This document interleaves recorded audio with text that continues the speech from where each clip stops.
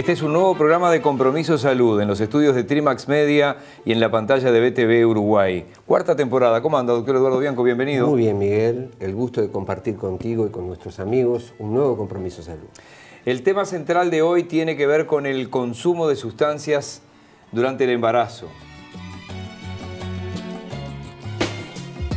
El consumo de drogas psicoactivas se ha transformado en los últimos tiempos en un tema de gran preocupación social. El consumo de drogas durante el embarazo constituye siempre un uso problemático, dado que siempre se relaciona con consecuencias negativas para la salud del binomio materno-fetal, poniendo en riesgo la vida tanto de la madre como de su hijo. También se ha asociado con trastornos neurológicos y neurocomportamentales en el recién nacido y en el niño en su primera infancia, catalogados muchos de estos como irreversibles, aunque parten de una situación que en efecto es 100% prevenible. La mayoría de las sustancias psicoactivas atraviesan la placenta por difusión pasiva, pudiendo ejercer su toxicidad sobre el feto.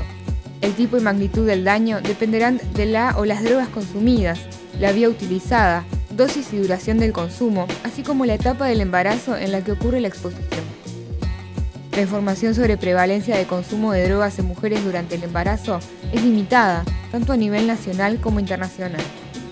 Para conocer la realidad de nuestro país, se viene realizando en el Hospital Pereira Rosell un estudio que requiere tecnología avanzada y en donde participa un equipo multidisciplinario.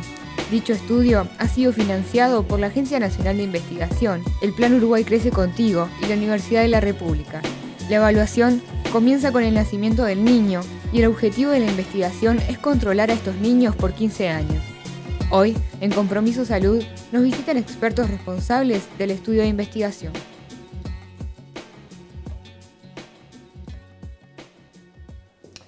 Es bueno comenzar con tu intervención en el bloque anterior aclarando de qué se trata esto de consumo de sustancias, porque cualquier sustancia, en especial cualquier fármaco que se ingiera durante el embarazo, tiene una alta probabilidad de atravesar la barrera placentaria, que es lo que separa a la madre del feto, y tener impacto en el feto y consecuencias que no son buenas para la salud e incluso para la salud o la viabilidad del embarazo.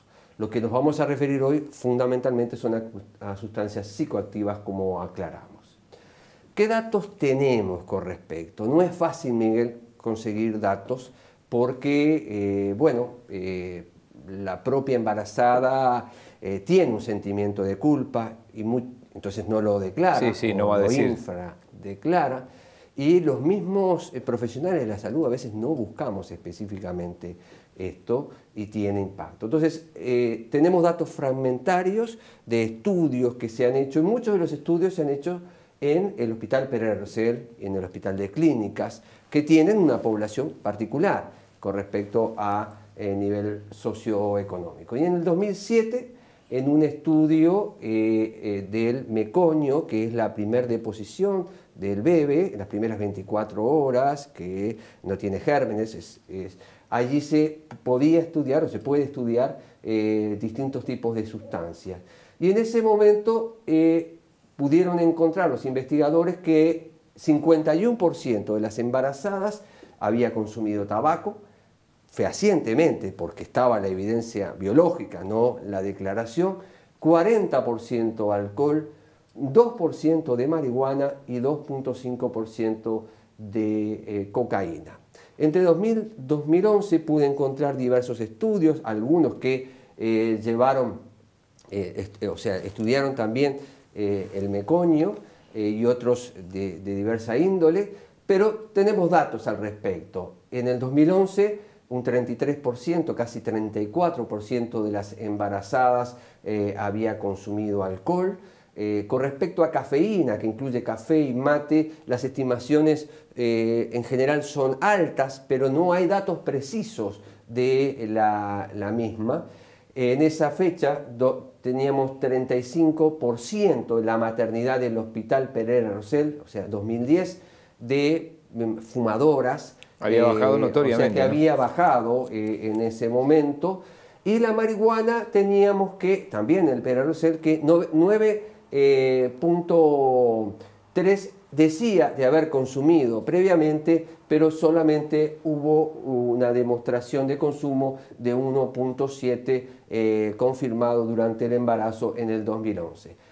Con respecto a cocaína, en Hospital Pererecel solamente 1.3 había declarado consumir, pero en Mecoño había 9.5 de embarazadas que habían consumido cocaína, o sea que había una menor declaración. Tenemos también datos de que el impacto de las políticas de control del tabaco entre 2005 y 2010 y también hacia adelante tuvo sobre el abandono del consumo de tabaco. En el año 2007 solamente el 15% de las embarazadas fumadoras dejaba de fumar y en el 2013 llegábamos a un 42%. O sea que había dentro de las fumadoras una toma de conciencia de la necesidad del abandono. Y eso se tradujo en un elemento muy importante. El peso al nacer de un niño es fundamental para, digamos, el pronóstico de cómo el niño puede evolucionar. Cuanto menos peso tenga al nacer, más riesgo de infecciones y otro tipo de enfermedades. Bueno, este aumento del abandono se acompañó de 188 gramos promedio de aumento del peso promedio de nuestros niños. Y ya los últimos datos que tienen que ver con la investigación que va a ser comentada en el día de hoy, del 2014 en el Pererecel, 50% de alcohol nuevamente en el consumo de embarazadas de esta población. Qué duro que está eso, ¿eh? 9% de cocaína. Ahí se cuadruplicó prácticamente. Y de 2% del 2007 pasamos a 20% de marihuana. ¿Cuánto tiene que ver las señales que se dan además, no? El tabaco, si bien había bajado, aumentó un poquito, o sea que hay que insistir nuevamente en esto, y aquí, y lo digo yo personalmente, los ginecólogos no están haciendo un buen trabajo en el tema del tabaco, y 78% cafeína. O sea que tenemos un conjunto de sustancias que tienen impacto en lo que vamos a ver ahora, tanto en la madre, en el embarazo y en el niño recién nacido. ¿Quiénes son las personas que consumen fundamentalmente? ¿Cuál es el perfil de las sustancias? De las consumidoras y de abuso de sustancias, ¿no?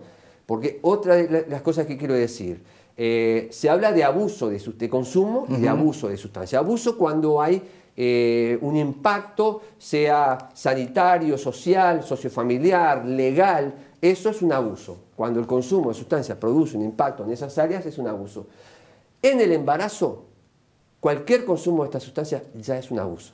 O sea, que no hay término medio en este caso. El bajo nivel socioeconómico. Usted decía, doctor, le corto un segundito, sí. Hospital de Clínicas, Hospital Pereira Rosell. ¿En otras instituciones de asistencia médica colectiva, es decir, en instituciones privadas, hay algún estudio o no? Yo no tengo información, por eso decía al comienzo que faltan datos para tener una idea cabal. Quizá el experto nos pueda asesorar. Decirnos algo con respecto a esto. Violencia, antecedentes de violencia infantil, abuso doméstico, la historia de depresión o otros problemas de salud mental, bajo nivel educativo, ser madre soltera o desocupada y tener antecedentes penales. Todos estos elementos son el perfil de las mujeres que consumen con más frecuencia, que abusan con más frecuencia. Las consideraciones generales, en parte ya las hablamos. Casi todos los fármacos, casi todas las drogas atraviesan la barrera placentaria y tienen efectos sobre el feto, sobre el recién nacido, dependiendo de la dosis y del momento de la gestación. El mayor daño, sobre todo daño estructural, está en el primer trimestre, en las primeras semanas, que puede generar alteraciones en la morfología, en la estructura del bebé que se está gestando. O sea, nunca automedicarse, pero mucho menos embarazado. Exactamente. Obviamente. Y en el resto sí puede tener impacto en el desarrollo neurológico, psicológico y en otras funciones, pero no en lo estructural. Los riesgos del consumo pueden provocar daño cerebral, pueden provocar, como decía, alteraciones anatómicas, y eso lo vamos a ver luego, trastornos de conducta, problemas en el crecimiento y complicaciones durante el embarazo también. Tabaco. Vamos a ver, vamos a diferenciarlo en impacto materno, en impacto fetal y en impacto en el recién nacido.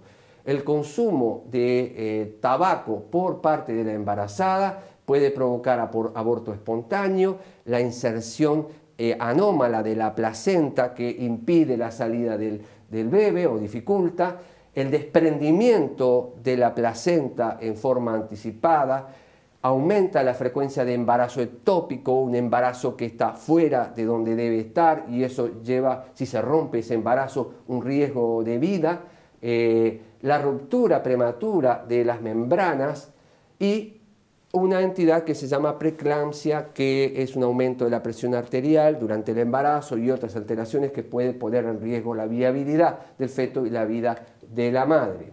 ¿Qué pasa sobre el feto? El consumo de tabaco afecta la transferencia de oxígeno y por lo tanto también la nutrición, y provoca un estado de lo que se llama déficit crónico de oxígeno, hipoxia, de grado leve, pero esa hipoxia va afectando al feto y puede generar un deterioro cognitivo, un daño cerebral a largo plazo, puede retrasar el crecimiento intrauterino del feto, puede provocar un parto prematuro y muy frecuentemente, como ya hablábamos, provoca un bajo peso al nacer que pone y deja vulnerable al recién nacido de término. Estamos hablando de término. ¿Y qué pasa? Además, puede provocar un deterioro en la función respiratoria en prematuros, puede tener un bajo desarrollo en la parte comportamental y neurológica, e incluso tener síntomas de abstinencia a la nicotina al nacer. Niños con irritabilidad, con trastornos producto de la deprivación de la droga. Puede generar nuevos casos de asma, enfermedades respiratorias, infecciones de oído medio y aumento del riesgo de muerte súbita y cáncer infantil por haber estado expuesto durante el embarazo. Alcohol, la misma situación o muy parecida. En primer lugar, no hay ningún nivel mínimo de consumo de alcohol que no tenga riesgo sobre el embarazo. Lo mismo pasa con el tabaco. Es claro, no cigarrillo, no alcohol. No cigarrillo, no alcohol. Pero eso, 50% de las madres que van a la consulta en el Hospital Pereira Rosell lo tenía. Y esto tiene un impacto en el futuro de esos hijos. Le estamos quitando posibilidades de desarrollo porque le bajamos el techo a lo que puedan llegar. Puede provocar aborto espontáneo, puede en el feto provocar alteración del desarrollo neuronal y cerebral, puede generar un déficit en el crecimiento, provocar un parto prematuro, también provocar bajo peso al nacer, alteraciones estructurales y reducción del tamaño y la circunferencia de la cabeza. Esto se llama microcefalia y tanto nos preocupamos por el Zika, pero nos olvidamos que la causa más frecuente de microcefalia es esta. Y puede dar al recién nacido el síndrome alcohólico fetal, que ahora lo voy a nombrar, lo voy a desplegar un poco más. Puede generar retraso mental, problemas del desarrollo, del aprendizaje y del comportamiento. ¿Qué es esto del síndrome alcohólico fetal? Yo me abstuve de poner una imagen de esto porque preferí no colocarla y decirla. Son niños pequeños al nacer que tienen una alteración de la cara, que tienen una fisura palpebral, que tienen un maxilar inferior pequeño, un labio superior delgado, o sea, la cara del niño no es normal y suele acompañarse de retraso mental o bajo coeficiente, puede tener alteraciones cardíacas, o sea, defectos de comunicación entre las cavidades cardíacas que puedan requerir cirugía cardíaca en un futuro no muy alejado de su nacimiento, deformidades esqueléticas, trastornos renales. y afectación, como habíamos dicho, del sistema nervioso central, que tiene un impacto en capacidad de razonamiento, en capacidad de juicio, en capacidad de aprendizaje. Entonces, estamos hablando de que hay una responsabilidad de la madre, de la familia, pero de toda la sociedad en esto, porque son el futuro. Y del médico tratante, ¿no? Es decir, ante un embarazo es alcohol cero. Acá de todo. Es cigarrillo cero. Y lo mismo para el caso de marihuana, ¿no? Puede afectar el desarrollo cerebral, los niños responden distinto a estímulos visuales, exposición a dosis bajas puede generar daños perdurables en el cerebro y en el comportamiento, también puede provocar bajo peso y a largo plazo también tendrían más desventajas en la edad escolar. Pero falta información, es de las que más falta información. Cocaína, la misma historia. Puede tener efectos más importantes sobre la madre durante el embarazo, generando hipertensión, taquicardia, incluso riesgo de muerte súbita, además de todo lo que habíamos dicho de complicaciones del embarazo, y la vasoconstricción que provoca la droga en los vasos del feto, más el estilo de vida de la persona consumidora de cocaína, mala nutrición, falta de atención perinatal, puede llevar a problemas fetales y muy frecuentemente el bajo peso al nacer. Al nacer son niños nerviosos, hiperactivos, con dificultad para alimentarse. Lo bueno es que no son dependientes a la cocaína, no hay una evidencia de dependencia a la cocaína. El último punto es para los sedantes, porque no tenemos que olvidarnos que hay mucha gente que consume sedantes de los clásicos, diazepam, alprazolam, etcétera, etcétera, que tienen cierto poder teratogénico, o sea, de provocar malformaciones, fundamentalmente, como decíamos al principio, y al principio del embarazo, y al final del embarazo, en la ingesta de estos fármacos puede provocar un niño deprimido, hipotónico, que no llora, que no se alimenta, y eso puede complicar. Bien, el panorama es claro, ¿no? Y tenebroso, diría yo. Tenemos una responsabilidad social muy grande en este tema porque son muchos niños los que nacen en el Perarocel. Es el grupo social que tiene más niños, más cantidad de niños por familia y bueno, tenemos que intervenir.